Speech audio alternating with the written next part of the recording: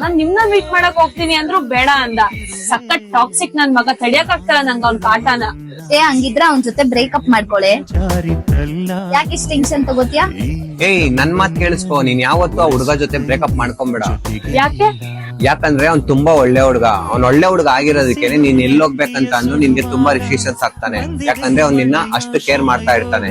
ಅವನಂತ ಒಳ್ಳೆ ಹುಡ್ಗ ನಿನ್ಗೆ ಎಲ್ಲೂ ಸಿಗಲ್ಲ. ನೀವ್ ಹುಡ್ಗಿರ್ ಮಾಡೋ ತಪ್ಪೇನ್ ಗೊತ್ತಾ? ಹುಡ್ಗರ್ನ ಆಯ್ಕೆ ಮಾಡೋದ್ರಲ್ಲಿ ಎಡುತ್ತೀರಾ.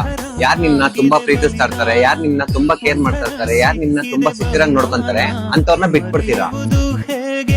ಅದೇ ನಿಮ್ನ ಎಲ್ಲಾದ್ರೂ ಹೋಗು, ಏನಾದ್ರೂ ಮಾಡ್ಕೊಂತ ಫ್ರೀಯಾಗಿ ಬಿಟ್ಟು ಮಿಸ್ಯೂಸ್ ಮಾಡ್ಕೊಂತಾರ ನೋಡ್ರಿ, ಅಂತವ್ರನ್ನ ನೀವ್ ನಂಬ್ತೀರಾ. ನೀವು ನಿಮ್ನ ತುಂಬಾ ಕೇರ್ ಮಾಡ್ತಿರ್ತಾರಲ್ಲ, ಅವ್ರನ್ನ ನೀವ್ ಬಿಟ್ಬಿಡ್ತೀರಾ. ಪ್ಲೇ ಬಾಯ್ ಆದವನು ನಿನ್ನ ಲವ್ವೇ ಮಾಡ್ತಿರಲ್ಲ, ಇನ್ ಕೇರ್ ಎಲ್ ಮಾಡ್ತಾನೆ?